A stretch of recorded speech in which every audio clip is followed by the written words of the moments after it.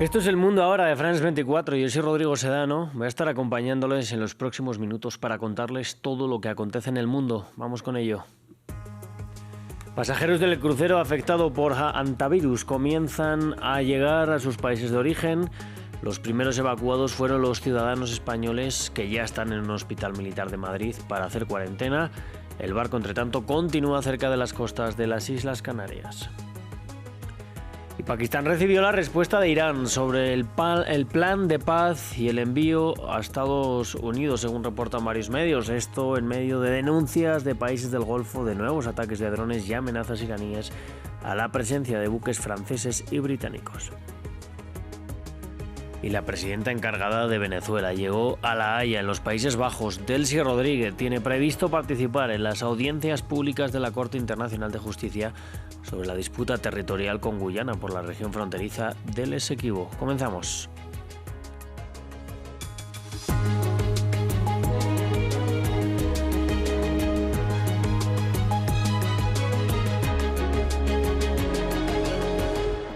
Vamos a abrir este informativo en España. Los pasajeros del crucero MV Ondius, en el que se declaró un brote de hantavirus la semana pasada, comienzan a llegar a sus respectivos países desde las Islas Canarias bajo estrictos protocolos sanitarios.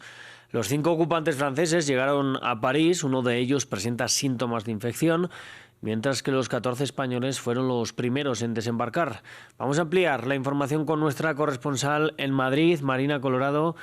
Marina, muy buenas tardes. Allí ya están, como decimos, los españoles en el hospital militar. ¿Cómo es el protocolo que están siguiendo España y los demás países en contraste con lo que recomienda la OMS? Sí, desde las 4:30 de la tarde ya llegaron aquí los 14 españoles evacuados en primer lugar de ese crucero. Están en este hospital a mis espaldas, el Gómez Ulla, hospital dependiente del Ministerio de Defensa español. Tendrán que estar mínimo 7 días de cuarentena obligatoria, ampliable a esos 42 días que recomiendan las autoridades sanitarias. Se les hará una prueba PCR el primer día, es decir, hoy. Se repetirá dentro de 7 días. Si continúan sin síntomas y si las pruebas son negativas, pues permanecerán cada uno en una habitación individual en una planta que ha sido reservada para ellos. En caso de desarrollar síntomas o de que las pruebas PCR que se les practiquen salgan positivas, pues serán trasladados a la última planta de este hospital, donde están las unidades de aislamiento y tratamiento de alto nivel para recibir el tratamiento adecuado. Además, contarán con apoyo psicológico las 24 horas del día. Recordemos que este es un operativo en el que hay 23 países involucrados y cada uno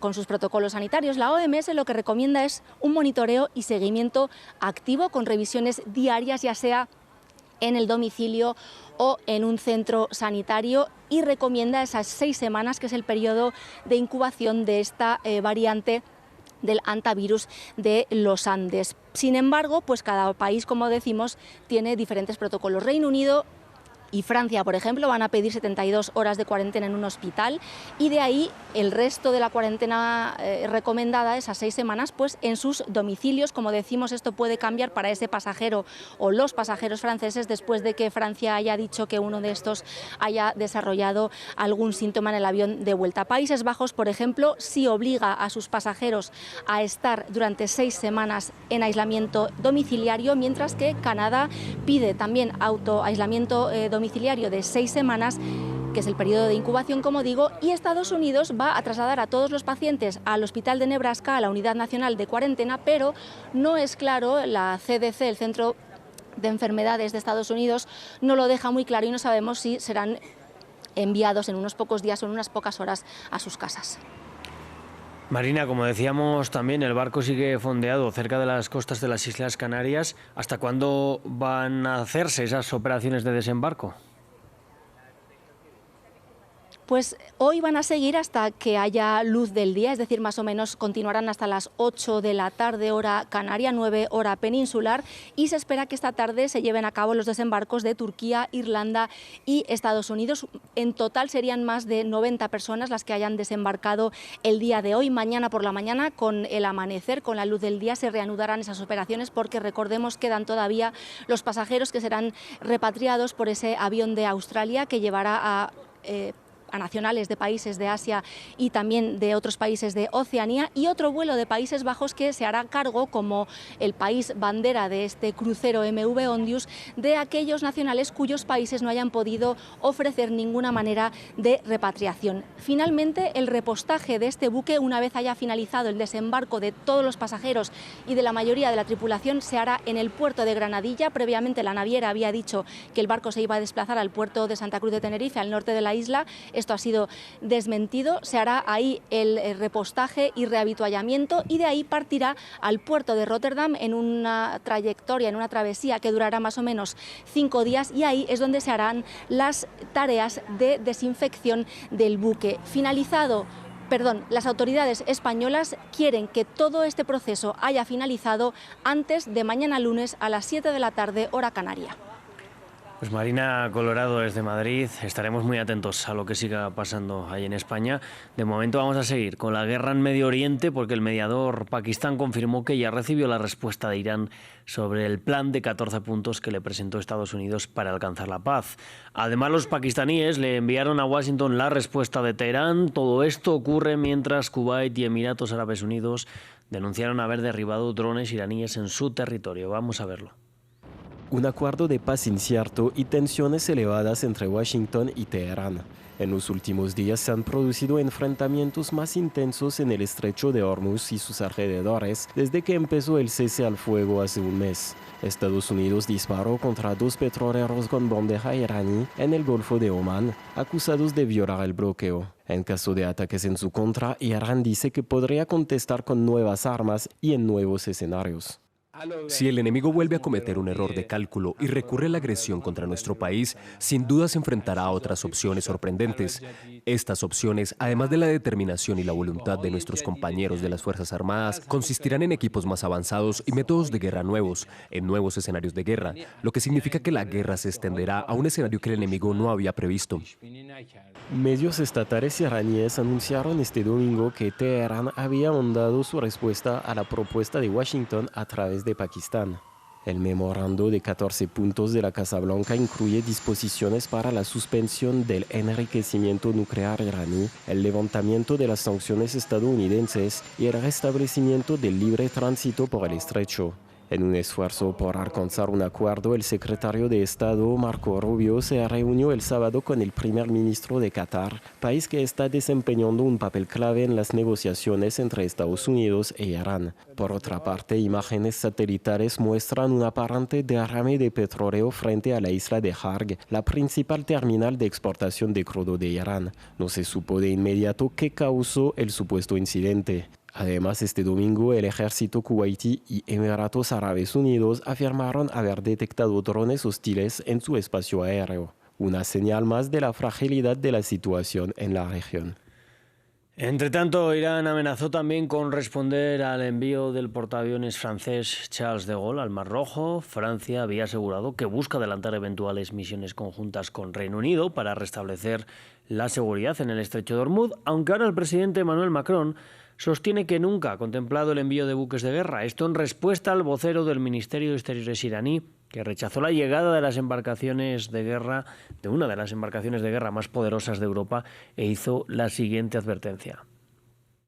En consecuencia, se advierte que la presencia de buques franceses e ingleses o de cualquier otro país en posible acompañamiento de las acciones ilegales y contrarias al derecho internacional de Estados Unidos en el estrecho de Hormuz se enfrentará a una respuesta firme e inmediata de las Fuerzas Armadas de la República Islámica de Irán. Por ello, se les recomienda encarecidamente que no compliquen más la situación.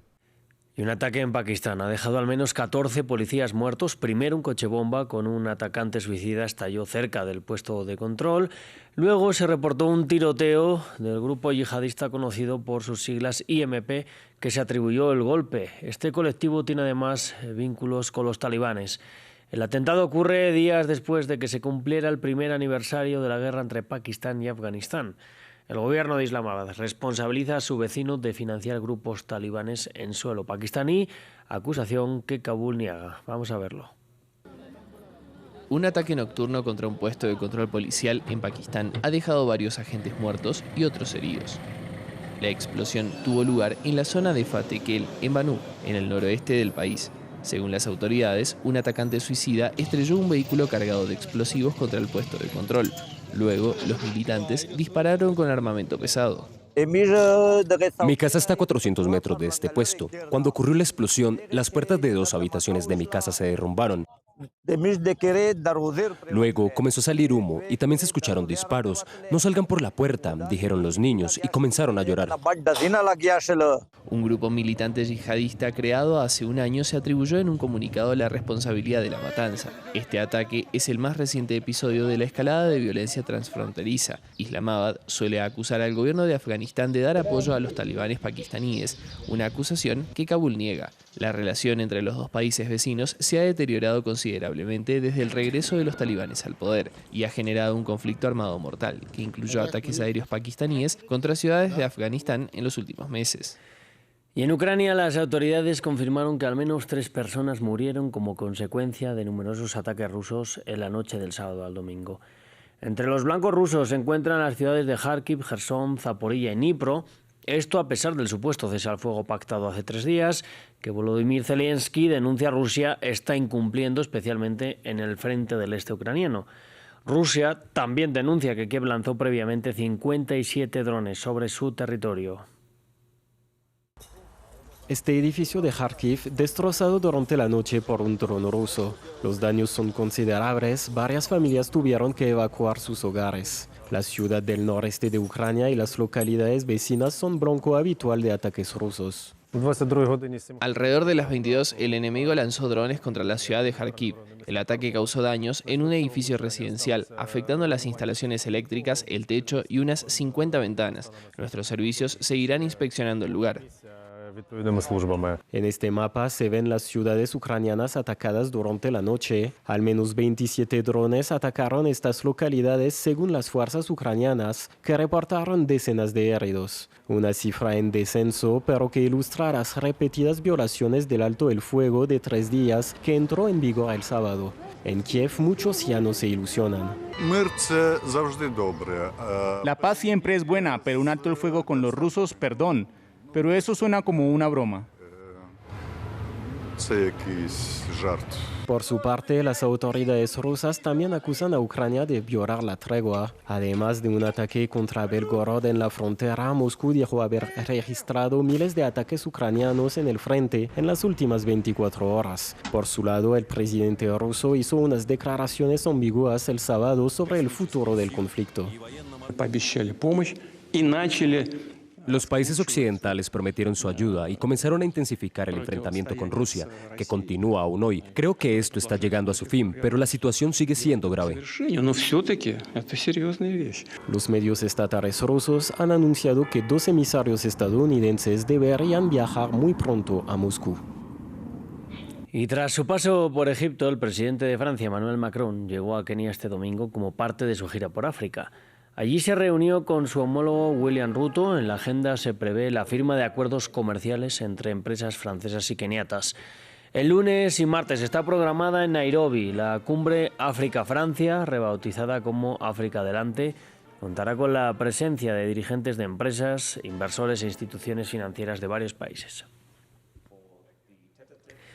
Vamos a hablar ahora de la presidenta encargada de Venezuela, Delcy Rodríguez, que llegó a Países Bajos. Allí participará de las audiencias públicas que tendrán lugar hasta este lunes 11 de mayo en la Corte Internacional de Justicia con relación a la disputa territorial con Guyana por el territorio fronterizo del Esequibo. Un territorio rico en petróleo. A su llegada a La Haya, Rodríguez aseguró que Venezuela es la única que tiene titularidad sobre el Esequibo. El único que tiene titularidad sobre este territorio, en esta controversia territorial, es Venezuela. Hemos demostrado en todas las etapas históricas lo que ha significado nuestro territorio desde que nacimos como república y previo cuando éramos una unidad administrativa de poderes coloniales. Así que no hay duda alguna, Venezuela es la única titular de este territorio y nosotros mantenemos nuestra postura en la defensa del Acuerdo de Ginebra. Y a partir del próximo martes y durante 12 días, la atención del mundo del cine estará puesta en el Festival de Cannes.